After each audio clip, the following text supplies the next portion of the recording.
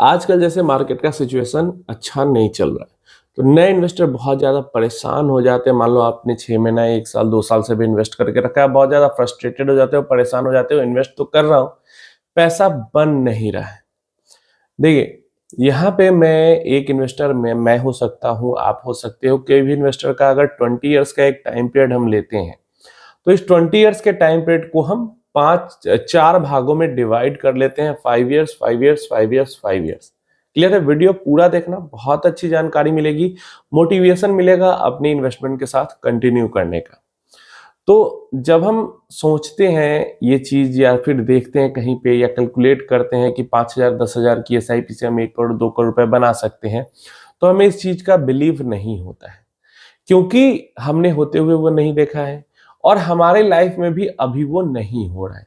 अगर हम अपने इन्वेस्टमेंट के शुरुआती फेज में, जो डेटा है, ऑफिशियल डेटा है, वो ये कहता है कि 97% जो इन्वेस्टर, पीछे का जो डेटा है, 97% इन्वेस्टर ने पीछे 5 साल के अंदर में ही अपनी ओपन की हुई एसआईपी को क्लोज कर दी। और ये भी एक रीजन है कि हम 20 साल का एक जो इन्वेस्टिंग का लाइफ है हमारा, उसको हम 4 भागों में 5-5 साल के डिवाइड कर रहे हैं।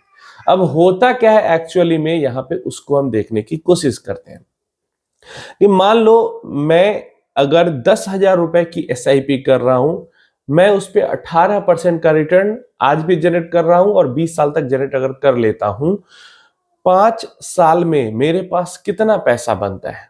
मैंने 6 लाख रुपए तो इन्वेस्टिंग कर दी, 10,000 हर महीने, और 5 सालों में लगभग 6 लाख हमने इन्वेस्ट कर दिए और उस पर रिटर्न हमें मिला सिर्फ और सिर्फ 3,40,000 रुपए का।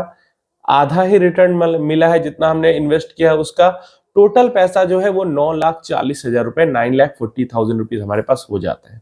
ठीक है, तो हमारी कोई ग्रोथ ही नहीं हुई 5 सालों में। और यही 5 साल जो होता है वो सबसे डिप्रेसिंग, डीमोटिवेटिंग होता है। क्यों ऐसा होता है आगे हम देखते हैं। पहले 5 साल में इन्वेस्टेड अमाउंट से आधा लगभग हमारा रिटर्न बना और टोटल पैसा 10 लाख से थोड़ा कम जमा हो पाए। 5 साल और आगे बढ़ते हैं, जब हम 10 साल कंप्लीट करते हैं तो क्या होता है? जब हम 10 साल कंप्लीट करते हैं, सेम सब कुछ चल रहा है, तो हमारा जो इन्वेस्टेड अमाउंट होता है वो 2 गुना हो जाता है, 12 लाख रुपए हो जाती है। लेकिन इस पे जो रिटर्न मिलता है वो 18,90,000, लगभग 19 लाख रुपए का मिलता है। तो इन्वेस्टेड अमाउंट से काफी ज्यादा रिटर्न मिला। जहां पहले 5 सालों में सिर्फ इन्वेस्टेड अमाउंट का हाफ रिटर्न मिला था, दूसरा जब 5 साल और बीता तो इन्वेस्टेड अमाउंट से काफी ज्यादा हमें रिटर्न जनरेट हुआ है। और जहां पहले 5 सालों में सिर्फ 10 लाख रुपए हम जमा कर पाए थे, अगले 5 साल में ही हम 20 लाख और उसके अंदर ऐड कर लेते हैं। मतलब पहले 5 साल का 2 गुना हमारा जमा हो गया दूसरे 5 साल में, और टोटल लगभग 30 लाख रुपए 10 साल में हमने जमा कर लिए। जब हमारी इन्वेस्टिंग जर्नी और थोड़ा आगे बढ़ती है, जब हम 15 इयर्स कंप्लीट करते हैं, तो इन्वेस्टेड पैसा हमारा कितना हो जाएगा? 18 लाख रुपए। रिटर्न सेम है, टाइमिंग 15 इयर्स हो चुका है, 15 साल बीत चुके हैं हमारी जर्नी के। हमारा जो इन्वेस्टेड पैसा पे जो रिटर्न बना है वो बन चुका है 62 लाख रुपीज। पहले 5 साल में जो इन्वेस्टेड पैसा था उसका आधा रिटर्न बना था, और तीसरे 5 साल में हमने इन्वेस्ट किया 18 लाख रुपए और उस पर रिटर्न हमें बना है 62 लाख रुपए का, और टोटल पैसा हमारा 80 लाख जमा हो गया। तो पहले 5 साल में सिर्फ 10 लाख रुपए जमा हुए, इन्वेस्टेड वैसा ही, इन्वेस्टमेंट वैसा ही हमारा चल रहा है, उसके अंदर कुछ हमने छेड़छाड़ नहीं की। पहले 5 साल में 10 लाख रुपए जमा हुए, उसके अगले 5 साल में उसमें 20 लाख और ऐड हो गए, टोटल 30 लाख हो गए, और उसके अगले 5 साल में 50 लाख और ऐड हो गए और 80 लाख टोटल हो गए। समझ रहे हो? तो पहले पूरे 5 साल में 10 लाख रुपए जमा हुए थे, और 10 साल आपने जब क्रॉस कर लिया है, मतलब 15वां साल में, तीसरा 5 साल में हर साल 10 लाख रुपए ऐड हुए। अंदर समझ रहे हो?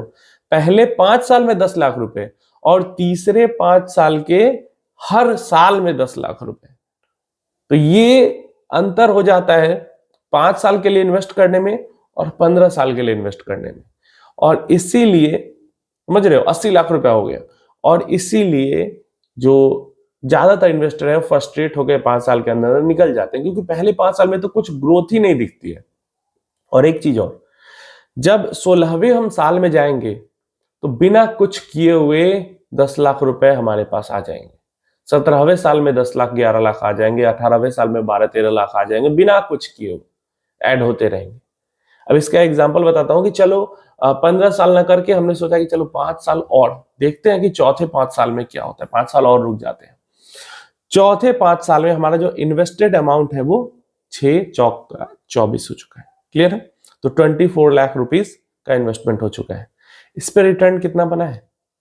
रिटर्न बना है 1,68 लाख रुपीस।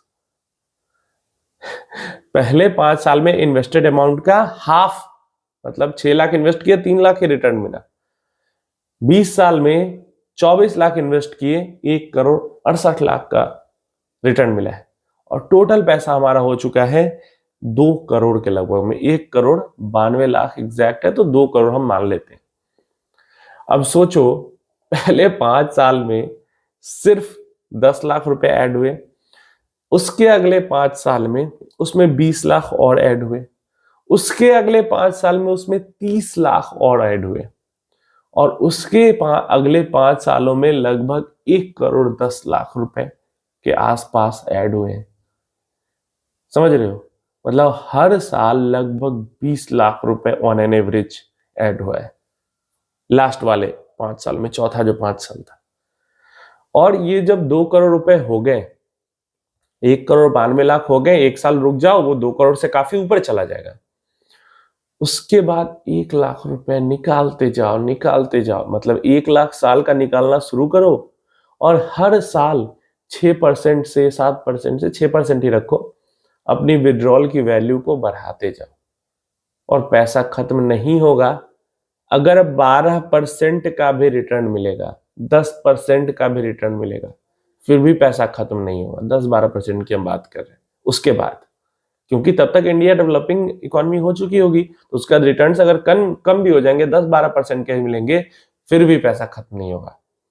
तो ये है हमारे जनरेशन के पास पावर कि आगे हम क्या कर सकते हैं। लेकिन हो क्या रहा है कि पहले 5 साल में, जैसा मैंने बताया, अगर आप में से जितने भी लोग अपने इन्वेस्टिंग जर्नी के फर्स्ट 5 इयर्स में हो, आपको बिल्कुल ग्रोथ नहीं दिख रही होगी। और ये तो मैंने सीधा रिटर्न का बात किया ना, हम इन्वेस्ट करते हैं इक्विटी के अंदर करते हैं, क्योंकि वहीं पे ग्रोथ इतनी मिल सकती है, और इक्विटी होता है वॉलेटाइल, तो और ज्यादा इन्वेस्टर परेशान हो जाते हैं। तो यही चीजें हैं, अगर आप परेशान नहीं होगे तो 1-2 दशक बाद आपकी जिंदगी, मतलब सपने जो आपने देखे होंगे उससे ज्यादा पूरे कर पाओगे, जो आपने सोचा होगा उससे ज्यादा आपको मिल पाएगा। नहीं तो फिर वैसे ही 97% इन्वेस्टर की तरह आप भी एग्जिट करके भागोगे और जिंदगी भर बस जॉब करते रह जाओगे।